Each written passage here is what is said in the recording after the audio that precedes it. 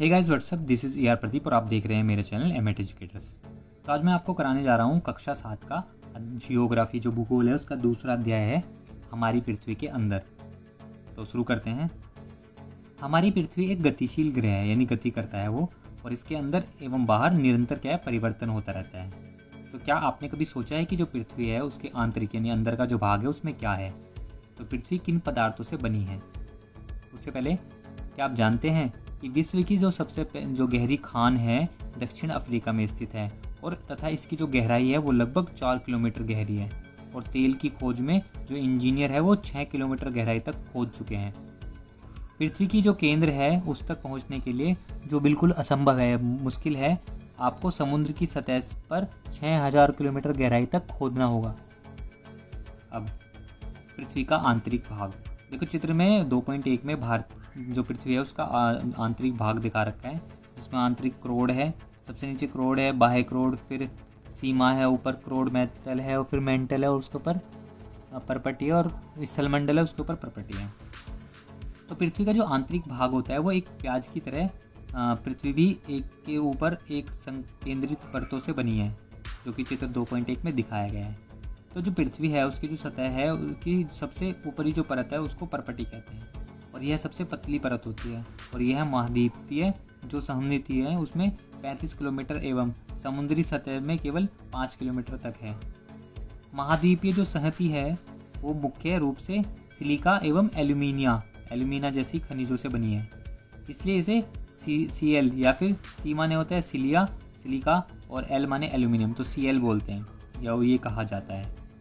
महासागर की जो परपटी होती है मुख्यतः सिलिका एवं मैग्नीशियम की बनी होती है, तो जो सभी इसलिए इसे सीमे यानी सिलिकॉन और मैग्नीशियम सीमे कहते हैं, कहा जाता है। परपटी के जो ठीक नीचे की जो होते हैं उसे मेंटल बोलते हैं, और जो क्या है 2900 किलोमीटर की गहराई तक फैला होता है, और इसकी जो सबसे आंतरिक जो परत होती है उसको क्रोड बोलते हैं। तो चित्र 2.2 में महाद्वीपीय परपटी एवं महासागरीय परपटी दिखाई गई है कि वो कहाँ कहाँ पर है। आगे क्या आप जानते हैं पृथ्वी के आयतन का केवल 0.5% हिस्सा ही परपटी है, और 16% मेंटल है एवं 83% हिस्सा जो है वो क्रोड है, और पृथ्वी की जो त्रिज्या जो है वो 6371 किलोमीटर है। इसकी त्रिज्या जो है लगभग कितनी है, 3500 किलोमीटर है, और यह मुख्यतः निकिल एवं लोहे की बनी होती है, तथा इसे निफे यानी निकिल और फेरस कहते हैं। और केंद्रीय जो क्रोड है उसका जो तापमान है एवं जो दाब है वो काफ़ी ऊंची यानी बहुत ज़्यादा है। शैल तथा खनिज। पृथ्वी की परपटी अनेक प्रकार के शैलों से बनी है, और पृथ्वी की जो परपटी है बनाने वाले जो खनिज हैं पदार्थों हैं उनके किसी भी प्रकृति पिंड को शैल कहते हैं। जो शैल है वो विभिन्न रंग, आकार एवं गठन की हो सकती है। मुख्य रूप से जो शैल है वो 3 प्रकार की होती हैं। एक तो अग्नि है यानी इग्निश हो गई, इग्निश शैल, दूसरा है अवसादी यानी सेडिमेंट्री शैल, और तीसरा है कायांतरित या फिर मेटामॉर्फिक शैल। ये 3 तरीके की शैल है। जो द्रवित मैग्मा है, लिक्विड जो है मैग्मा वो ठंडा होकर ठोस हो जाता है, और इस प्रकार बने जो शैल है उसको आग्नेय शैल कहते हैं। इसे प्राथमिक शैल भी कहते हैं, और जो आग्नेय शैल होते हैं वो 2 प्रकार के होते हैं। एक तो होते हैं अंतर्भेदी शैल और एक होते हैं बाहरी भेदी शैल। साइड में लिखा हुआ है शब्द की उत्पत्ति। तो जो इग्निस है वो लेटिन शब्द है, और इग्निस का अर्थ है अग्नि, और सेडिमेंट्री जो है लेटिन शब्द है जो सेडिमेंटम, और जिसका अर्थ है स्थिर, और जो मेटामॉर्फिक है वो ग्रीक शब्द है मेटामॉर्फस जो है उसका जिसका अर्थ है रूप में परिवर्तन। तो क्या आप ज्वालामुखी से निकलने वाले लावा की कल्पना कर सकते हैं?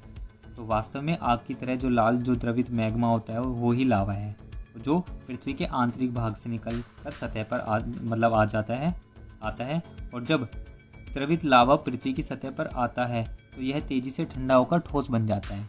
तो जो परपटी है उस पर इस प्रकार के जो बने शैल है उसको बारही भेदी अग्निशय शैल कहते हैं, और इसकी जो संरचना है वो बहुत महीन दानों वाली होती है।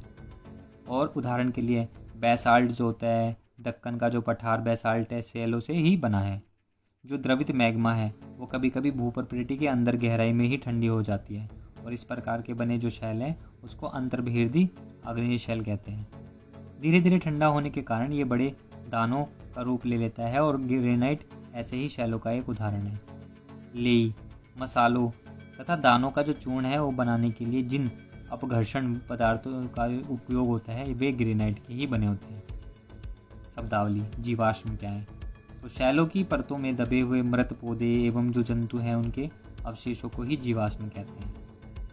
अब शैल लुढ़क कर चटक कर एवं एक दूसरे से टकराकर छोटे छोटे टुकड़ों में टूट जाती हैं और इन छोटे कणों को अवसाद कहते हैं। और ये जो अवसाद है वो हवा, जल आदि के द्वारा एक स्थान से दूसरे स्थान पर पहुंच जाते हैं और जमकर दिए जाते हैं।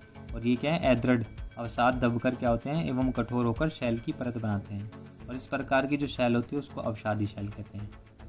उदाहरण के लिए जो बलुआ है, पत्थर है, रेत के दानों के जो दोनों से बनते हैं, इन शैलों में पौधों, जानवरों एवं अन्य सूक्ष्म जीवाणुओं में जो जीवाणु हैं जो कभी इस शैल पर रहते हैं वे जीवाश्म भी हो सकते हैं। अग्नेय एवं अवसादी जो शैल है वो उच्च ताप एवं दाब के कारण कायांतरित शैलों में परिवर्तित हो जाते हैं और उदाहरण के लिए चिकनी मिट्टी स्लेट में एवं चूना पत्थर संगमरमर में परिवर्तित हो जाता है। चित्र 2.3 में कायनित शैल में परिवर्तन अवसादी शैल दिखाए गए हैं। आगे, शैल हमारे लिए बहुत उपयोगी है और कठोर शैलों का उपयोग क्या सड़क एवं घर एवं इमारत बनाने में किया जाता है और आप पत्थरों का उपयोग कई खेलों में करते हैं। उदाहरण के लिए 7 पत्थर जो पिट्ठू है, जो चिबिड्डी या स्टापू एवं किटकिट जो है, 5 पत्थर की गिट्टी आदि आप अपने दादा दादी या माता पिता, पड़ोसियों आदि से पूछकर कुछ अन्य खेलों की जानकारी भी प्राप्त कर सकते हैं। आप कुछ करके सीखें। तो अनेक स्मारकों के चित्र एकत्रित इकट्ठा करना है और पता लगाना है कि किन शैलों से बनी है और 2 चित्र आपके लिए एकत्रित किए गए हैं। जैसे लाल किला है, लाल बलुआ पत्थर से बना है। ताजमहल सफ़ेद जो संगमरमर है उससे बना है।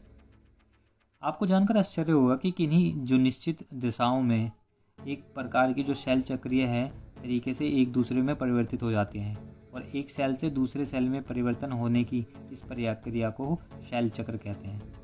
तो आप जानते हैं कि जो द्रवित मैग्मा है वो ठंडा होकर ठोस अग्नेय शैल बन जाता है और ये अग्नेय शैल छोटे छोटे टुकड़ों में टूटकर स्थान से दूसरे स्थान क्या है उस पर स्थानांतरित होकर अवसादी शैल का निर्माण करता है और ताप एवं दाब के कारण ये अग्नेय शैल और अवसादी जो शैल है वो कायांतरित शैल में बदल जाते हैं और अत्यधिक ताप एवं दाब के कारण जो कायांतरित शैल है वो पुनः पिघलकर द्वारा जो द्रवित मैग्मा है वो बन जाता है। तो यह द्रवित मैग्मा जो है वो पुनः ठंडा होकर ठोस अग्नेय शैल में परिवर्तित हो जाता है। तो ये प्रक्रिया चलती रहती है और इसी को शैल चक्र बोलते हैं। तो दिखाया गया है चित्र में, मैग्मा से अग्नेय शैल से अवसाद से अवसादी शैल, उसके बाद कायांतरित शैल, फिर वापस मैग्मा।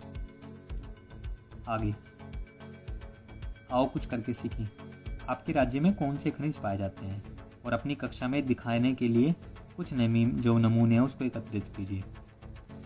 शैल विभिन्न खनिजों से बनी होती है और खनिज प्राकृतिक रूप में पाए जाने वाले पदार्थ हैं जिनका निश्चित भौतिक गुणधर्म एवं निश्चित जो रासायनिक मिश्रण है होता है। और खनिज जो है मानव जाति के लिए क्या है बहुत महत्वपूर्ण है और कुछ का उपयोग ईंधन की तरह होता है जैसे कि कोयला, प्राकृतिक गैस एवं पेट्रोलियम। और इनका उपयोग उद्योगों, औषधि एवं उर्वरक में भी होता है जैसे लोहा, एल्यूमिनियम, सोना, यूरेनियम इत्यादि। तो ये चैप्टर खत्म हुआ। अगर आपको कोई चीज़ ना समझ में आई तो प्लीज़ कमेंट करें। अगर आपको ये वीडियो अच्छी लगी तो लाइक करें, शेयर करें, सब्सक्राइब करें और वेट करें मेरी नेक्स्ट वीडियो का जो बहुत जल्दी आने वाली है। तब तक के लिए बाय, धन्यवाद।